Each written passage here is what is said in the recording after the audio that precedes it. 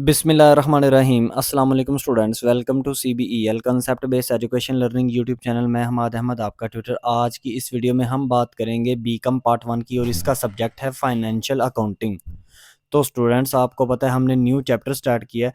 Date chapter is bank reconciliation statement. तो आज हम उसकी प्रॉब्लम नंबर 10 से उसका आगाज़ करेंगे, जो कि टॉपिक है हमारा बैंक रिकॉन्सिलेशन स्टेटमेंट का। तो स्टूडेंट्स, वीडियो को स्टार्ट करने से पहले आप स्टूडेंट्स से ये रिक्वेस्ट है, वीडियोस को लाइक करें, चैनल को सब्सक्राइब करें और बेल आइकन को तो ज़रूर हिट कर दें, ताकि जब भी न्यू वीडियो अपलोड हो आपको सबसे पहले उसका नोटिफिकेशन मिल जाए। और ज़्यादा से ज़्यादा इन वीडियोज़ को अपने फ्रेंड्स में भी शेयर कीजिएगा।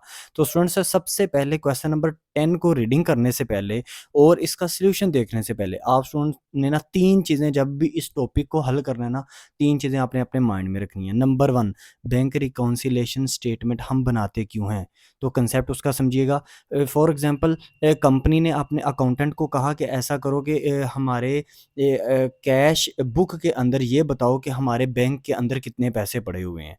तो जो अकाउंटेंट है, आपको पता है, वो हर मंथ के एंड पर कैश बुक बनाता है। पूरे मंथ कैश बुक बनाता है। कैश बुक के अंदर 3 कॉलम होते हैं, कैश का कॉलम, बैंक का कॉलम और डिस्काउंट का कॉलम। ये 3 कॉलम कैश बुक होती है। तो उसके अंदर बैंक के कॉलम में ना उसने कहा कि सर, हमारे बैंक में 50,000 पड़ा हुआ है। अब ना कंपनी ने ना यकीन नहीं उसकी बात पर किया। कंपनी ने अपने बैंक मैनेजर को ना जिस बैंक के अंदर, फॉर एग्जांपल एचबीएल बैंक के अंदर कंपनी का अकाउंट ओपन है, एचबीएल बैंक के मैनेजर को कंपनी ने फ़ोन किया और कहा कि हम हमारे अकाउंट में बताएं कि नेस्ले कंपनी के अकाउंट में कितने पैसे हैं। उन्होंने कहा कि 40,000 है, 40,000 रुपये है। तो अब क्या हुआ? अब हुआ ये कि जो आपकी कंपनी है वो कन्फ्यूज़ हो गई। उसने कहा अकाउंटेंट कह रहा है 50,000 रुपया है, बैंक कह रही है 40,000 रुपया है। अब डिफ़रेंस क्रिएट हो गया ना। तो अब डिफ़रेंस को ना ठीक करने के लिए ना, इस डिफ़रेंस को ठीक करने के लिए कंपनी ने क्या देखना है? कंपनी ने ये देखना है कि हम एक पेज के ऊपर स्टेटमेंट बनाते हैं, वो रीज़न्स लिखते हैं, वो वजूहात लिखते हैं, जिसकी वजह से ना हमारे अकाउंटेंट ने जो कैश बुक के अंदर बताया है कि इस मंथ के अंदर हमारे बैंक में इतना पैसा है, 50,000 रुपया, और बैंक के मैनेजर ने कहा है 40,000 रुपया है। तो वो क्या वजूहात है जिनकी वजह से ये फ़र्क आ रहा है, पैसे में फ़र्क आ रहा है। नंबर 1 चीज़ तो आपने जब भी इन क्वेश्चन को सॉल्व करना है ना, ये देखना है। नंबर 2, एक ये जो अकाउंटेंट होता है ना आपकी कंपनी का, वो बनाता है कैश बुक। और जो आपका बैंक के अंदर है, बैंक के अंदर जो आपका अकाउंट होता है ना, नेस्ले कंपनी का अकाउंट है, तो जब भी नेस्ले कंपनी अपने बैंक के अकाउंट में पैसा जमा करवाएगी, यानी कि डिपॉज़िट करवाएगी या पैसा निकलवाएगी, तो कंपनी भी एक बुक मेंटेन करेगी, जिसको कहते हैं पासबुक। ये कंपनी के कंप्यूटर के सॉफ्टवेयर के अंदर एक अकाउंट बनता है, जिसको पासबुक कहा जाता है, या इसको बैंक स्टेटमेंट भी कहा जाता है, ठीक है? अब नंबर 3 आपने जो बात याद रखनी है वो सबसे इम्पोर्टेंट है। देखें, वो जितनी भी रीज़न्स जिनकी वजह से बैंक बैंक के अंदर जो पासबुक है और अकाउंटेंट जिसके पास कैश बुक है, इन दोनों की वैल्यू में फ़र्क आ रहा है, यानी कि अकाउंटेंट कह रहा है 50,000 रुपया है, बैंक कह रहा है नहीं, बैंक के आपके अकाउंट के अंदर 40,000 रुपया है। तो ये जितनी भी रीज़न्स होंगी, जितनी भी एंट्रीज़ होंगी ना, ये आपने जब एंट्रीज़ को देखना है ना, तो मतलब एंट्रीज़ को आपने हल कैसे करना है?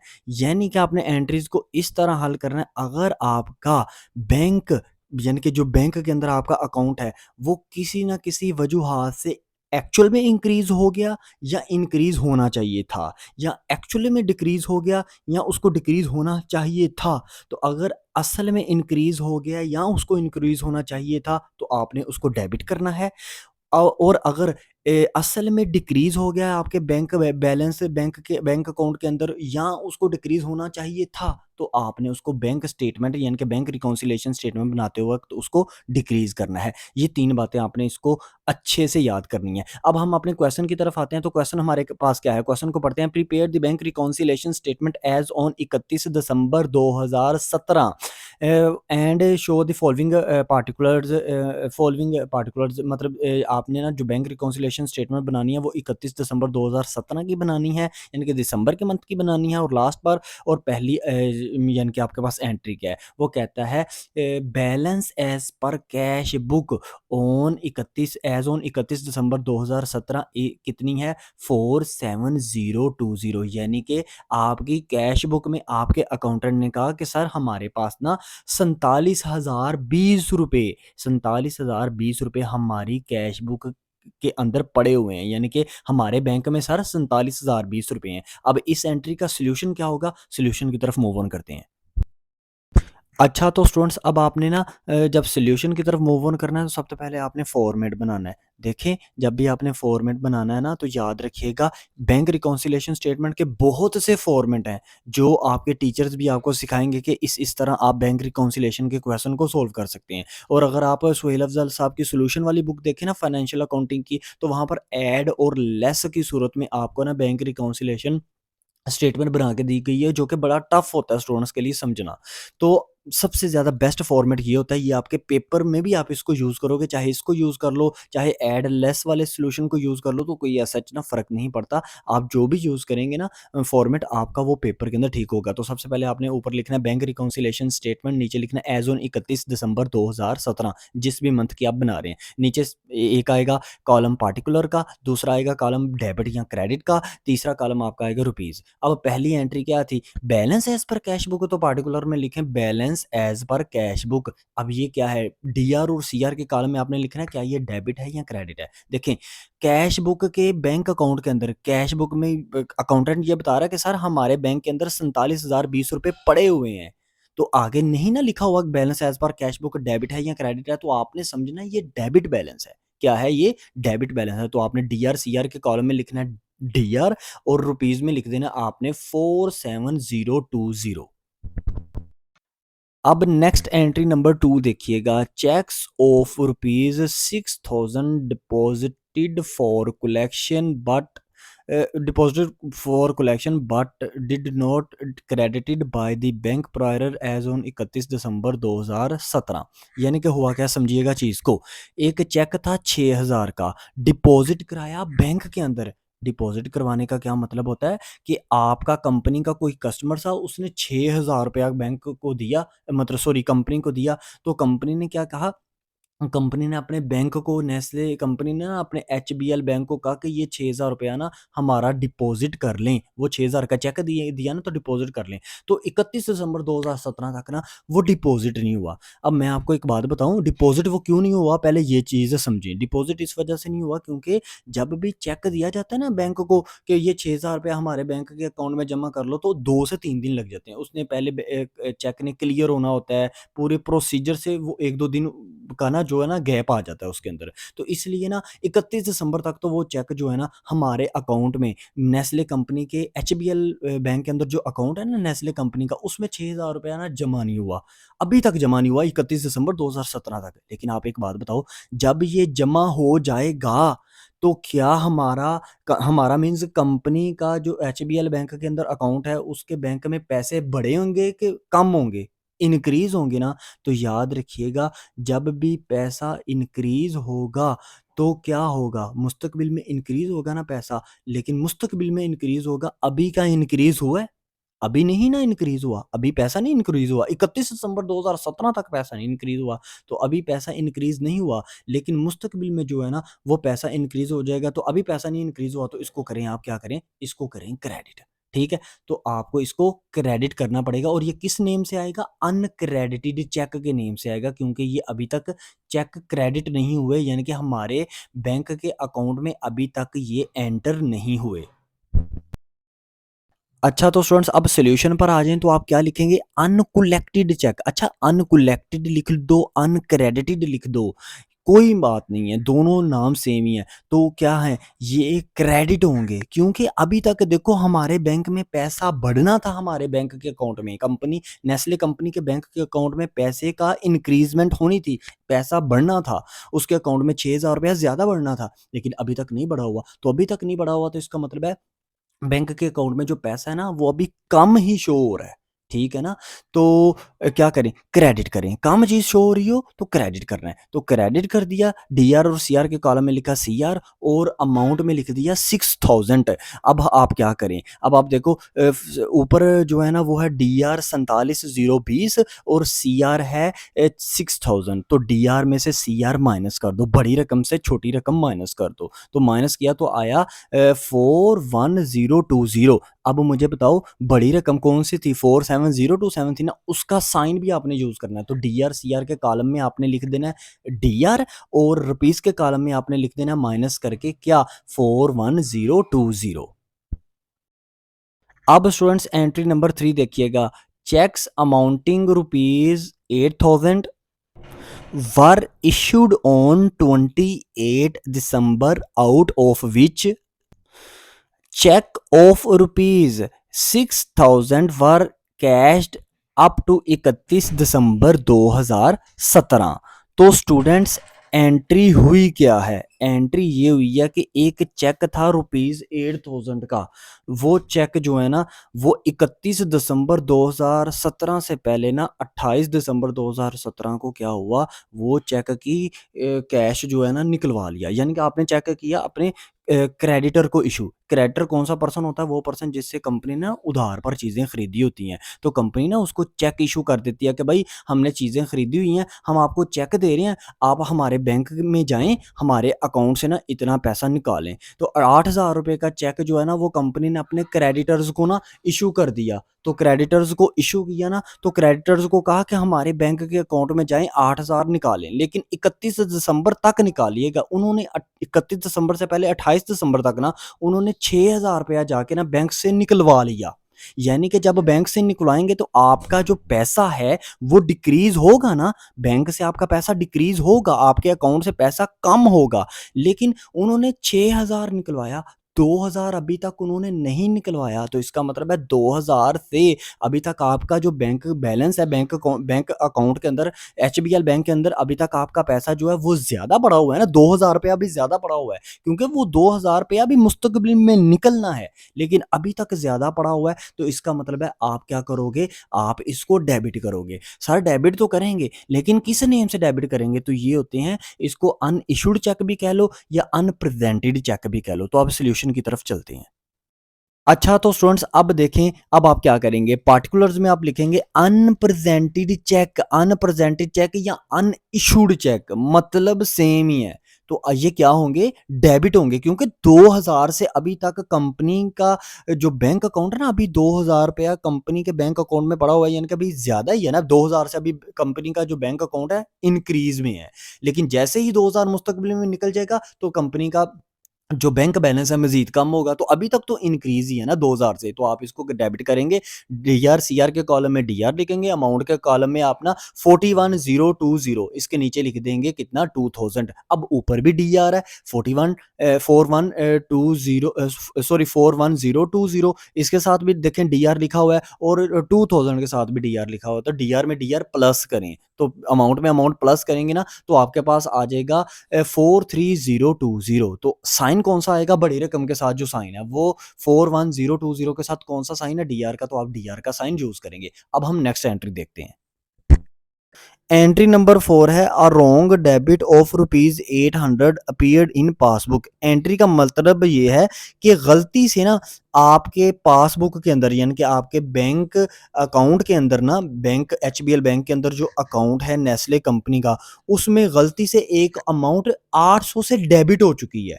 अच्छा डेबिट होने का मतलब क्या होता है, डेबिट होने का मतलब ये होता है स्टूडेंट्स कि कंपनी ने भला क्या किया है, सॉरी कंपनी के बैंक एचबीएल बैंक ने भला क्या किया, 800 से ना उसके अकाउंट को डेबिट कर दिया। डेबिट कर दिया यानी कि उन्होंने कहा कि 800 रुपया जो है ना वो किसी को इन्होंने ना पे कर दिया। उन्होंने समझा ये 800 रुपया जो है ना ये कंपनी ने ना किसी अपने कस्टमर को या क्रेडिटर्स को ना पे कर दिया, लेकिन वो पे नहीं था किया, उनकी मिस्टेक थी, रोंगली उन्होंने डेबिट कर दिया। तो जो चीज़ रोंगली डेबिट कर देना आपका बैंक, तो क्या करना है उसको ठीक करने के लिए ना, उसको आपने रोंगली क्रेडिट कर देना, रिवर्स काम करना है। तो अब ऐसी सिचुएशन में हम क्या करेंगे, हम इसको क्रेडिट करेंगे अमाउंट को। सॉल्यूशन में चलते हैं। अच्छा तो स्टूडेंट्स अब आप पार्टिकुलर्स में क्या लिखेंगे, रोंग डेबिट, नेम वही यूज करेंगे जो एंट्री के अंदर आया था, लेकिन इसका काम क्या करना है, इसका सोल्यूशन क्या करना है, डीआर और सीआर कॉलम के अंदर इसको करें, क्रेडिट करें। तो क्रेडिट किया, अमाउंट लिखी, अमाउंट के अंदर आपने लिख दिया 800। अब ऊपर देखें डीआर है कितने से, ऊपर डीआर है 43020 से, इसमें से माइनस करें सीआर वाली अमाउंट 800, तो आपके पास जो आंसर आएगा वो आएगा 42220। तो अब साइन कौन सा यूज होगा बड़ी रकम के साथ, कौन सा साइन है 43020 के साथ, कौन सा साइन है, डेबिट का या क्रेडिट का? तो साइन जो है वो डेबिट का है, तो आप डी आर लिखेंगे अमाउंट के सामने साइन के अंदर। अब नेक्स्ट हम अपनी एंट्री देखते हैं।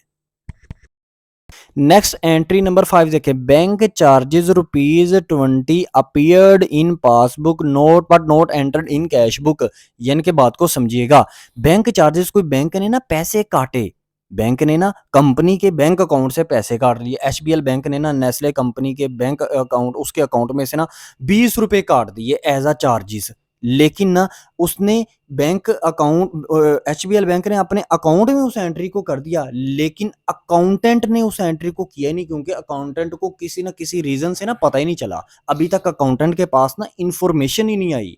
तो अब फॉर एग्जांपल अगर बैंक चार्जेस उन्होंने काट लिए हैं बैंक वालों ने, तो जब उन्होंने हमारे ₹20 हमारे अकाउंट से डिडक्ट कर लिए हैं, काट लिए हैं, तो बताएं बैलेंस हमारा जो है वो इंक्रीज हुआ होगा या डिक्रीज हुआ होगा? तो पैसे हमारे कम हुए होंगे। तो जब चीज हमारी, या जब पैसा हमारा कम हो जाए या मुस्तकबिल में कम होना हो, तो मैंने आपको बताया था आपने हमेशा उसको क्या करना है, क्रेडिट करना है। सॉल्यूशन की तरफ चलते हैं।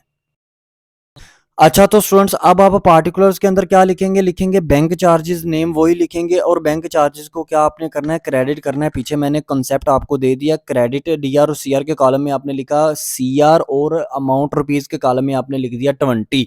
अब ऊपर जो अमाउंट है डीआर वो है 42220, इसमें से माइनस कर दें 20, तो आपके पास कितना आता है, रिमेनिंग 42200। तो इसके साथ साइन कौन सा यूज करेंगे, बड़ी रकम के साथ कौन सा साइन है, डीआर का साइन है, तो आप इसके साथ डीआर का साइन शो कर दीजिएगा। नेक्स्ट और लास्ट एंट्री है, interest on invested investment collected by the bank not yet recorded in the cash book ₹2000। यानी कि एक इंटरेस्ट ऑन इन्वेस्टमेंट है, कंपनी नेस्ले कंपनी ने कहीं पर इन्वेस्टमेंट की थी, अपने पैसे को इन्वेस्ट किया था, उनको ₹2000 उस इन्वेस्टमेंट से आया, और उन्होंने ना डायरेक्ट वो पैसा नेस्ले कंपनी के एचबीएल बैंक अकाउंट में ना डिपॉजिट करवा दिया, जमा करवा दिया। लेकिन हमारी नेस्ले कंपनी के अकाउंटेंट को नहीं अभी तक पता चला, क्योंकि वो तो बैंक वालों ने देना था ना, फोन करके बताना था या वैसे बताना था, इन्फॉर्म करना था अकाउंटेंट को कि आपके ना अकाउंट के अंदर ना ₹2000 जो है ना वो ऐड हुआ है। तो लेकिन हमारे अकाउंटेंट को नहीं पता, लेकिन हमारे बैंक अकाउंट, मतलब हमारे बैंक एचबीएल बैंक को पता है। उन्होंने क्या किया, हमारे अकाउंट के अंदर ₹2000 ऐड कर दिया। तो बताएं हमारी पासबुक में हमारा बैलेंस इंक्रीज होगा कि डिक्रीज होगा? हमारा बैलेंस इंक्रीज होगा। तो जब भी हमारा बैलेंस इंक्रीज होगा, हमारे अकाउंट के अंदर पैसा आएगा, तो हम उसको डेबिट करेंगे। सॉल्यूशन में चलते हैं। अच्छा तो स्टूडेंट्स अब आप पार्टिकुलर्स के अंदर क्या लिखेंगे, वहां पर आप लिख देंगे इंटरेस्ट ऑन इन्वेस्टमेंट। तो अमाउंट मतलब डीआर और सीआर में क्या लिखेंगे, क्योंकि ये पैसा आएगा तो इसको लिखेंगे आप डीआर, और अमाउंट रुपीज के कॉलम के अंदर आप लिखेंगे 2000। तो अब ऊपर वाली जो अमाउंट है उसमें जरा ये 2000 को जमा करें, 42200 इसके अंदर जमा करें 2000, तो आपके पास अमाउंट आएगी 44200। ये आपके पास क्या आएगी, अमाउंट आ जाएगी। तो और साइन कौन सा यूज होगा, वो डेबिट का ही यूज होगा जो बड़ी अमाउंट के साथ लिखा हुआ है। अब आपने इसको क्या लिखना है, इस जवाब को आपने लिखना है बैलेंस एज पर पासबुक। हमारी पासबुक के अंदर, यानी कि इस कंपनी के अकाउंट, जो एचबीएल बैंक के अंदर जो अकाउंट है ना, उसके अंदर अभी तक जो बैलेंस शो हो रहा है, जो पैसा शो हो रहा है ना, वो कितना है, वो है 44,200 यानी कि 44200। तो इसके साथ जो आप साइन यूज करेंगे ना, याद रखिएगा, अगर आपको ऊपर साइन आएगा ना डीआर, तो आप हमेशा balance as per cash book के साथ लिखेंगे सीआर। वजह इसकी बता देता हूं, जो कि आप स्टूडेंट्स को पता नहीं होता, अक्सर आप रट्टा लगाते हो। वजह ये है क्योंकि देखो, balance as per cash book क्या था, डेबिट बैलेंस था, यानी कि हमारे अभी बैंक अकाउंट में पैसा पड़ा हुआ था, लेकिन हमारे बैंक हमारे जब हमने अपने बैंक से पता करवाया, तो वहां पर भी हमारा पैसा शो हो रहा है 44,200। लेकिन ये बैलेंस जो है, ये बैंक के लिए क्या है, बैंक के लिए ये एसेट नहीं है, बैंक के लिए ये लायबिलिटी है। देखो, अगर मेरा पैसा बैंक में पड़ा हुआ है ना, मैं कंपनी हूं, मेरा पैसा बैंक में पड़ा हुआ है, तो मैं अपनी कैश बुक में उसको रिकॉर्ड करूंगा कि ये मेरा एसेट है। लेकिन बैंक जो है ना, बैंक बैंक के पास नेस्ले कंपनी का जो पैसा पड़ा हुआ है, वो बैंक के लिए एसेट नहीं है, वो बैंक के लिए लायबिलिटी है, क्योंकि कंपनी को उसने पे करना है मुस्तकबिल में। जब भी कंपनी उसको कहेगी ना मेरे पैसे मुझे दो, तो बैंक की ये ज़िम्मेदारी है, बैंक ने उसको पे करना है मुस्तकबिल में। सो ये जो पैसा है ना, ये बैंक के लिए क्या होती है, लायबिलिटी होती है। और लायबिलिटी जब भी इंक्रीज़ होती है, आपको पता है उसको क्रेडिट ही किया जाता है। तो इस वजह से हमने इसको क्या किया, क्रेडिट किया है। तो स्टूडेंट्स यहाँ पर आपका जो क्वेश्चन है वो कंप्लीट हो चुका। आई होप सो आपको समझ में आई होगी। अगर नहीं भी समझ में आई, कमेंट सेक्शन में लाज़मी पूछिएगा, इंशाल्लाह आपको आंसर किया जाएगा। तो स्टूडेंट्स अपना ख्याल रखिएगा, अपने इस यूट्यूब चैनल का भी। अल्लाह हाफ़िज़।